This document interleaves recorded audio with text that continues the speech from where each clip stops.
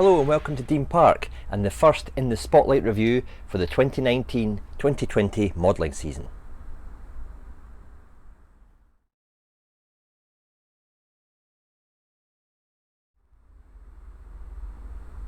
Here we have the latest Hornby HST to hit the market, and it's wearing the Scotrail Inter7 City livery, and the code for this is R3698.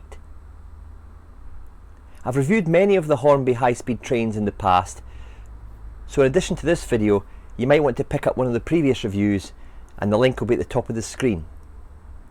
Before I go into the model, let's look at some of the prototype information. The Intercity 125 trains are now being phased into the Scotrail Inter7 City fleet. There's 54 power cars initially, with 121 trailer cars, and they've been cascaded down from the GWR region as they've moved over to the IEP units. The power cars are currently being refurbished at Loughborough, with most now coming on stream. The Mark III coaches are in the process of being re-engineered with sliding doors and toilet tanks, and this work is being carried out at Wabtec in Doncaster. Initially, 27 of the shortened 4 and 5 coach trains are to be used on the Scotrail network, linking up the 7 cities of Edinburgh, Glasgow, Dundee, Aberdeen, Perth, Stirling and Inverness. The vinyl artwork depicts landmarks from each of these cities on the side. Looking at the Inter7 City vinyl on the side of the two power cars here, side 1 we've got the Kingston Bridge in Glasgow, we've got some of the Perth city skyline, we've then got a statue of William Wallace which is situated in Aberdeen, we've then got the Law Hill Monument which is in Dundee.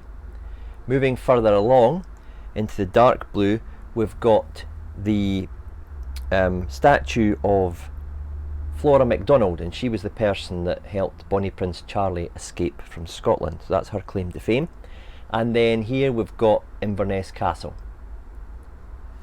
Going across to the right hand side power car, we've got Edinburgh Castle.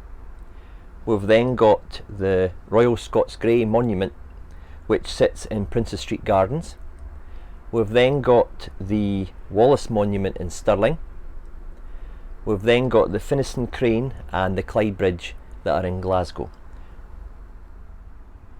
As a set, we've got 43033 and 43183, and they represent the Class 43 HST units that were built at the beginning and the end of the locomotive's production run, entering traffic on the 29th of October 1976 and the 19th of December 1981 respectively.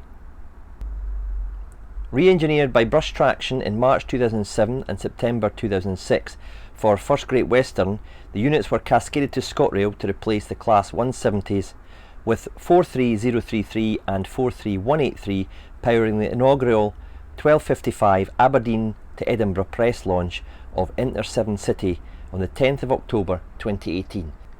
So the two running numbers for the power cars actually have some relevance, which is nice that Hornby have replicated the inaugural run of the Inter7 City services. Okay, let's look at the model. Before I look at the livery, I'll cover some aspects of the Hornby representation of this iconic Intercity 125. This was one of the first Hornby super detailed models which appeared in the early 21st century. It came along about the same time as the Class 50, 56s and 60s. It was a time when Hornby were riding high, and it really was a golden era for levels of detail seen on ready-to-run locomotives. And it really has remained a firm favourite from the Hornby point of view and for collectors since then. Compared to previous attempts of the HST and 00 gauge, it really captures the model very well. The level of detail in the tooling really impresses from every angle. Starting at the front, this has the correct tooling for the Scotrail ones with the new LED style round tail and headlights, which when illuminated have a wonderful depth to them, and you'll see that later when I'm running the loco. The shape of the nose is an area that's been widely debated. Some modellers think the Hornby model isn't quite right, but to be honest I think it's a very good representation of this iconic machine. The model boasts a wealth of detail, including really impressive cab interior, sprung cab doors, which are probably a bit pointless and needless, but it's still an area of fine detail. There's a wealth of separately fitted and moulded detail in the underframe, and the bogies are very neatly detailed. Looking a wee bit closer at the bogies and underframe, the wheels have disc brakes modelled. Some people have argued that the model has not been adapted around this area to suit the various incarnations over the Loco's 43-year lifespan, but I think in the main modellers will not notice that, and to be honest with you, it's not an issue for me if there are indeed any indiscrepancies. Because of the flexibility in the moulding, Hornby can correctly alter and adapt the roof vents and detail and fan grills to suit the model depending on which era the model ran, and this is really a nice touch. Moving around to the back, the detail continues. It's got a tension lock coupler, which is a uniquely shaped shaft. This makes changing to another coupler a bit more challenging, but I'm sure I've seen some retrofitted alternatives somewhere. It goes into an NEM pocket, so replacement is an option if you are that bothered. The artwork correctly represents the prototype. The printing on this is stunning. It really is a work of art in 00 scale. Hornby really have to be commended. It's one of the best livery representations I've seen on a model. It's right up there with the NRM 40 HST power car from Virgin and the Battle of Britain liveried Class 91 that Hornby did a few years ago. The models have been given a gloss finish, which seems to have become fashionable of late on Hornby HST releases. I have to say it works really well with the dark blue paint finish. It gives a good depth to it and it really mirrors the real thing. Hornby have also correctly applied the satin almost matte effect to the side where the vinyls are fitted to the real thing. You can see the change in finish just aft of the driver's cab. The representation of the vinyls is first class. There's sharp, crisp and flawless edges between the various shades of blue-grey, which is really impressive. The whole thing is just so eye-catching. Modellers may want to tone down the glossy roof, but in reality this model is a work of art and it's probably best left alone. As you'll know, I don't really model the current scene at Dean Park. However, I had to have one of these, even just to sit and look at in a display cabinet. It really is that beautiful. The model retails at $261, and while that's certainly not cheap, you are getting a very impressive, wonderfully manufactured, detailed scale model. So it's down to the verdict. Do you avoid it, consider it, or just go ahead and buy it? Well, without hesitation, I'd recommend you go ahead and buy it.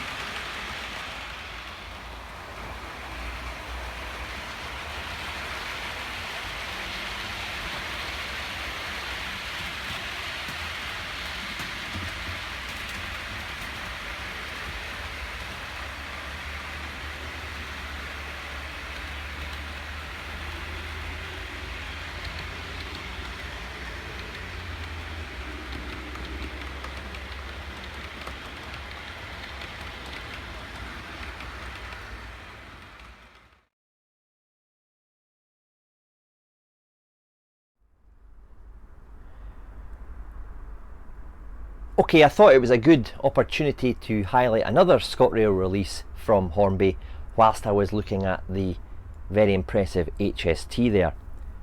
This is the new Hornby Mark IIF in Scotrail Saltire livery. This coach is a new tooling from Hornby. It complements the Mark IIe coaches produced by the company, which date back to around 2014 I think. These 2F coaches will compete in the marketplace with the highly detailed Bachmann offering. However, where the Bachmann coaches are priced at around £55 to £75 for the DCC variants, these Hornby offerings are keenly priced at around £31 to £35. Livery reproduction is stunning with crisp, flawless finishes on all colours. The positioning and size of the dots on the Saltire pattern looks correct on this coach, even to the extent of extending onto the roof in the case of this BSO.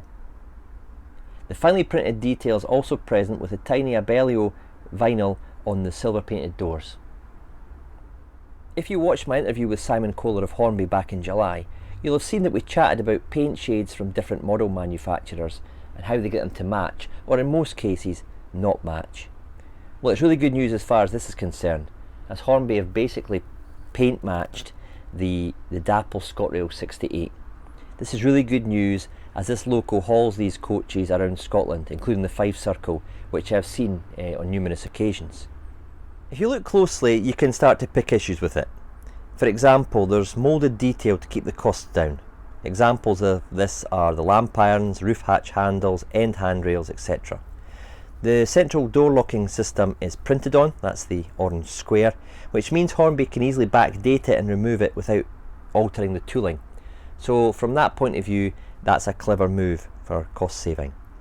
And to be honest with you, it does look three-dimensional the way that they've printed it. So they've managed to produce something that's two-dimensional, which gives the impression of a bit of depth.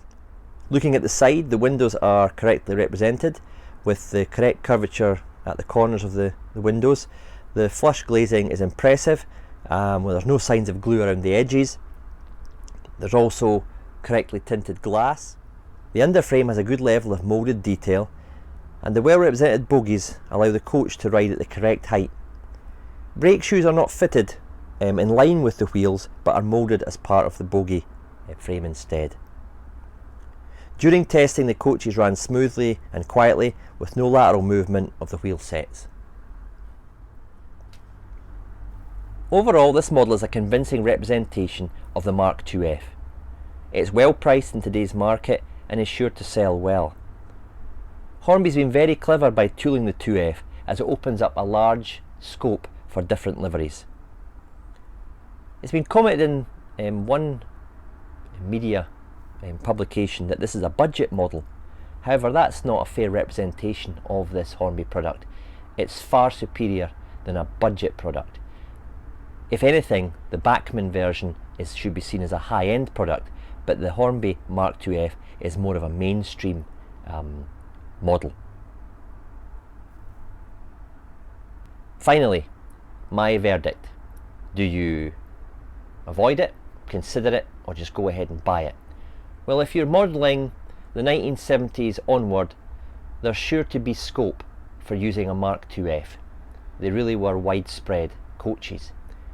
So on that basis, I would strongly consider it.